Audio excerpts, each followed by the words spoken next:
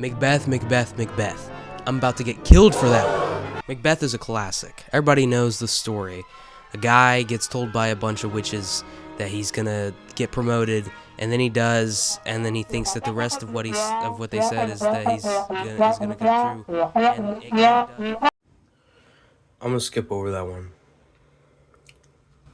Pancake. Especially because this is a Shakespeare play. People have always wanted to turn this into a film. There have been educational films to show in schools of this play, and there have been actual film adaptations in the past. Two very prominent ones are the 1948 Macbeth and the 2021 The Tragedy of Macbeth. The 1948 Macbeth is very interesting in terms of how it came about. First off, Orson Welles, the director, big guy. He was a big guy at the time because he came out with Citizen Kane, and that was practically like revolutionary in the film industry, and still kind of is. You see it and you're like, oh, that's pretty crazy. They did this in 1941, I think. Before Orson Welles created Citizen Kane, he came out with a stage adaptation of Macbeth called Voodoo Macbeth. This was basically Macbeth, but combined Haitian voodoo and was set in a fictitious Caribbean island, and it was pretty revolutionary for the time because he had an all-African-American cast. However, almost 10 years later, after riding the high of the Citizen Kane, clout or whatever you want to call it, Orson Welles wanted to create his own film adaptation of Macbeth. But when he came to Republic Studios, he really only could get a $700,000 budget and reuse sets that they used for westerns and the same clothes that they used in the westerns. Now, $700,000 at the time was not a bad budget for a film. Many films were created with that same, budget. But keep in mind, this is Macbeth, and Orson Welles, who was pretty famous at the time, had hoped to get a very large budget to make his own epic, of Macbeth. What's interesting about this adaptation is that the entirety of the dialogue was pre-recorded. We give thee from our royal master thanks. And all of it was shot in 23 days, which is pretty crazy for a film. What's also interesting is that Orson Welles actually plays Macbeth himself. Now, the 2021 version is very similar to the 1948 version in a few ways. They're both in black and white, they both have similar aspect ratios, and they really use those things to their advantage. However, we don't have the technological limitations that we have to use black and white film, and we also have VFX. This one has a $35 million budget and is pretty insane. A lot of the shots in this film are just beautiful. It was directed by Joel Coen, the other half of the Coen brothers who they made Oh Brother, Where Art Thou, The Big Lebowski, Fargo, so and so and so and so. I believe the film was shot in 36 days, and it's pretty similar to the 23 days of the 1948 version. But they also had a massive budget. I feel like at this point I should just get into what I have to say. So first off, let me discuss the characters.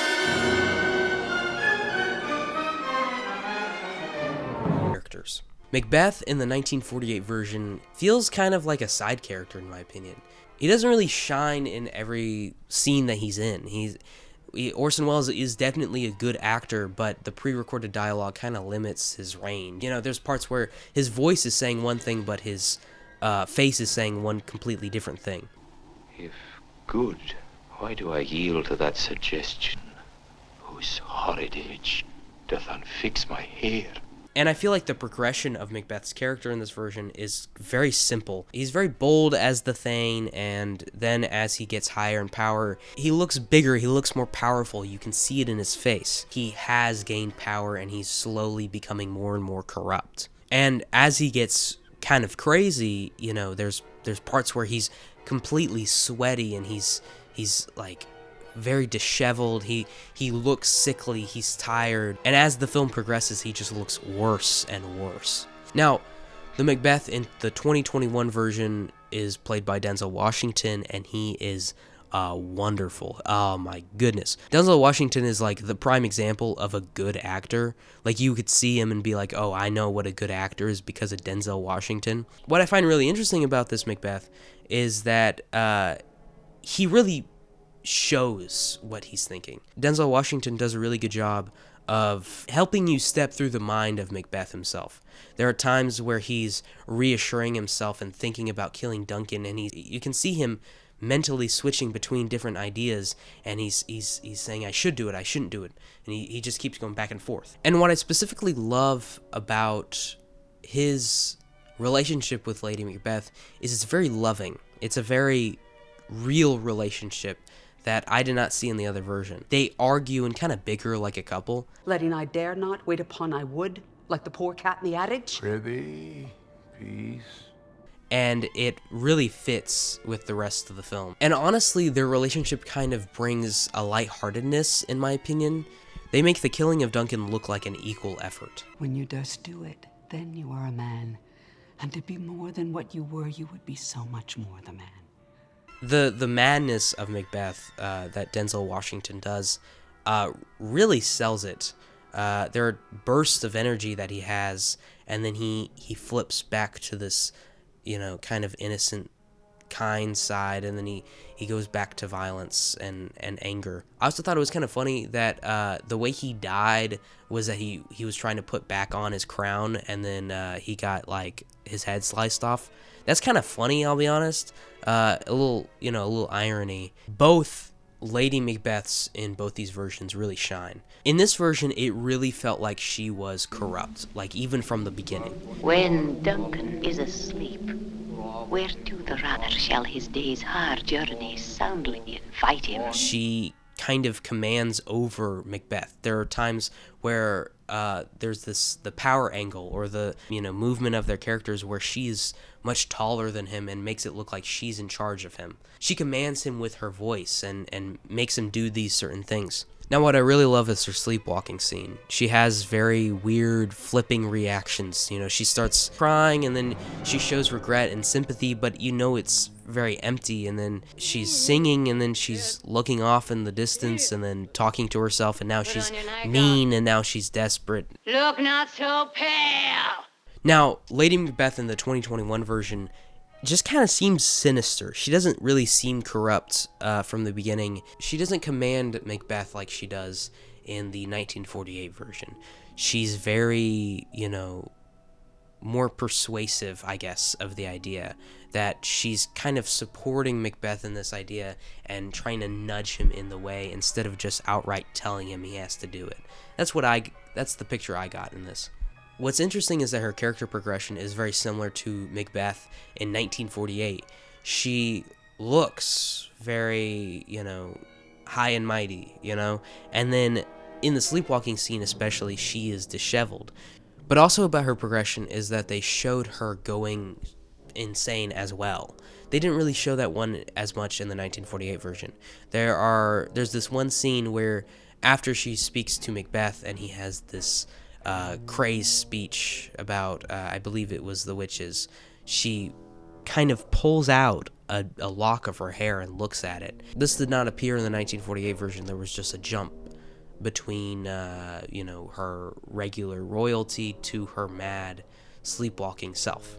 Okay, now the last people or person that I will talk about are the witches. The witches in the 1948 version are very interesting. In the very beginning of the film, they create a voodoo of Macbeth out of clay, like they do in the stage adaptation that Orson Welles had. But in this one, the witches seem more mysterious. They're almost faceless, and you can't really make out much of their features. They're just more like figures. And they don't really show up much in the film itself until the beginning and then the very end. Now, the witches in the 2021 version are very interesting. They're shapeshifters. They're basically shapeshifters.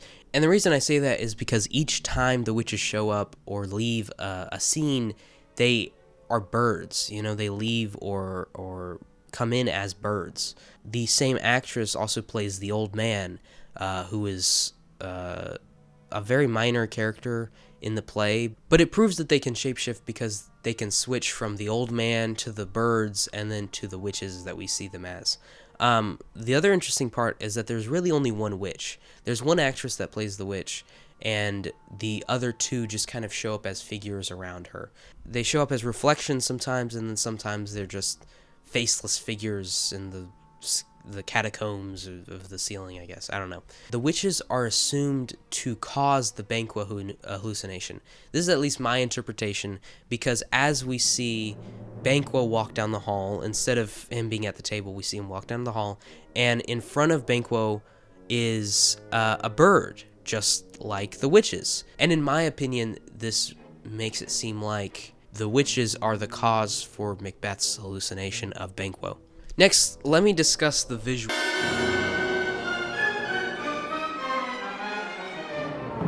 of both of these. Now, the 1948 version is very moody. It's very dark, of course. There's one time where it's day and it's still dark out. And also what's interesting is that they don't live in a castle. They live in a cave.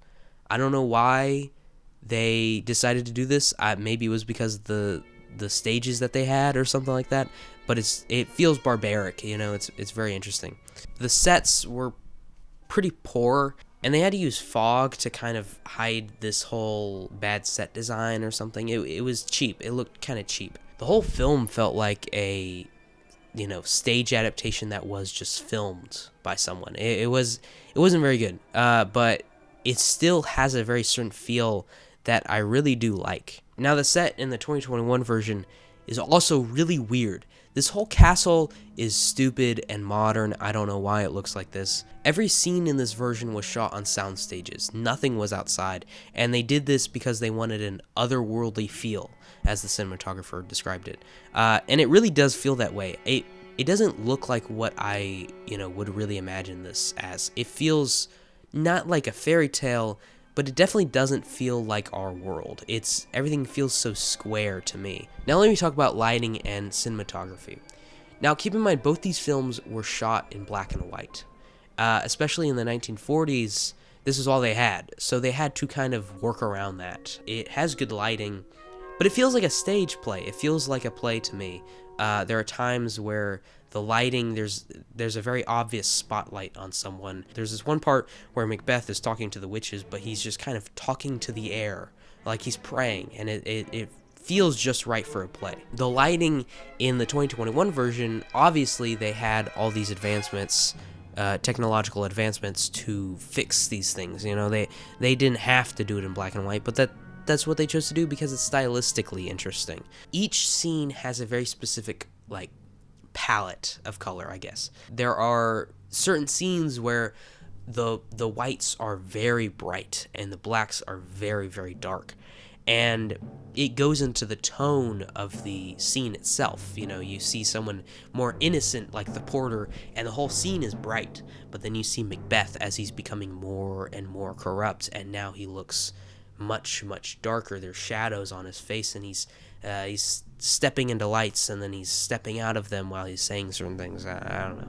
The feel of the 2021 version is so interesting to me. Every single scene kind of feels like a painting. Everything feels very real, but then also not real at all. It's contradictory of me, but you see things that are recognizable, but then it's like, this isn't what I really imagine it to look like, There are a lot of good shadows here, and they love transitions and things of that sort, and it's great. They love doing spotlights sometimes, and there are some times where it's entirely black, and then there's only entirely white in some spots. I love it. It's so great. Okay, let's talk about the adaptations or changes in each version. What's interesting about the 1948 version is that there is a strong presence of religion. There's voodoo elements, and there's a lot of Celtic crosses, and it's heavy throughout, and it's especially paired with the army. The other interesting thing is that Orson Welles introduced a new character called the Holy Father, or the Holy Man, or things like that. There's a whole scene where he's praying and saying the St. Michael prayer, and that's not in play at all. He's not a character in the play at all. What's also interesting in the scene where Macduff is told that his family is dead, it's the Holy Father telling him that his family has died, and there is a giant Celtic cross behind them. It was not the priests, of course. I think it was Lennox or Ross. Was it Ross? Macbeth actually kills the Holy Father as he's trying to kill Macduff, and it's kind of like a final blow to Scotland because he's killing something so very important to Scottish religion and culture, of a priest. Orson Welles, in an interview, said the main point of that production, Macbeth, is the struggle between the old and new religions. I saw the witches as representatives of a druidical pagan religion suppressed by Christianity, itself a new arrival. This introduced a whole new story that the witches are people representing the pagan religion, while the Holy Father is someone representing, Christianity. And there's this, fight between Christian and pagan religion. Macbeth killing the holy man kind of shows that he's, been brought over to the witch's side, that he is now representing the pagan religion, and he's fighting against Christianity. Now, there are a few changes. There's a few insinuations that I really found interesting. In the sleepwalking scene with Lady Macbeth, it's implied that Macbeth actually saw the entire scene because she comes up and hugs him after, and he's like, "Oh, what happened to you?" I don't know, something like that. The other thing is, there's a weird insinuation that Lady Macbeth actually stabbed Duncan first. We see her walk into the room, or we see her shadow, going into his room, I guess, or opening the door. One really interesting thing is that the third murderer in the 2021 version is actually Ross. In some versions, he is one of the murderers, but in this version, he actually keeps Fleance and doesn't kill him when he chases after him. He pays the old man to keep him safe, and it's a very weird. I didn't expect it. It kind of adds a complexity to Ross here because the murder of Banquo kind of ruined him as well, and that's why he goes against Macbeth, I guess. The last part I'll talk about is the dreamlikeness and the mixing of reality and hallucinations. The dagger scene in the 1948 version is just kind of wonky. They do this thing where they focus in and out of some random stuff, but they don't show a dagger really. So it's still kind of fixed in reality in some way, but he just kind of looks drunk the entire time. He's just kind of wobbling around, things like that. It's a little weird. The dagger scene in the 2021 version is very interesting because it's Macbeth stepping in and out of the light over and over again. He's stepping down a hall and then he goes to grab the dagger, and it's actually just a door handle, and it's a transition into the next scene. And him stepping in and out of the light is kind of like a metaphor of him, going through morals. He's thinking about, should I use this dagger to kill Duncan, or should I leave it be? Things like that. Also, in the 1948 version, when he's talking to the witches, this whole haze around him, it's completely dark. It kind of gives you the confusion of what is going on around here. In the 1948 version, we see Banquo at the foot of the table, but we also don't see any other guests there. And it's a very interesting idea that he's just focused on Banquo there. And that's definitely a separation of reality because there are no more guests there. In the 2021 version, Macbeth's vision of Banquo is him walking down the hall. And obviously we see this as well. We see his vision of Banquo. We see him a little bit later on trying to attack Macbeth, and the camera is very shaky, and that gives a difference because previously everything has been very still with the camera. We don't see much movement with it, but then we see that it's actually just a bird, the witch, basically. Yeah, so that there's some mixture of reality and hallucinations in some parts. But otherwise, that's kind of it. Both these movies are crazy. Honestly, the Roman Polanski, 1971? That one's pretty good. I'm going to be honest, I like that one. But either one, all of them are good. Every single one is a good adaptation. I don't know. I'm just spitballing. I might be wrong. Maybe the 2020. Alright. I'm back to color now. It was a good little bit. I bet you didn't know I'm only wearing red. Or mostly red. The footage is almost an hour long. I had a lot to say, so thank you very much for watching. Go watch a couple movies every once in a while. Don't be afraid to. I'll be afraid to watch a couple movies now and then. I got blow my nose. Bye bye.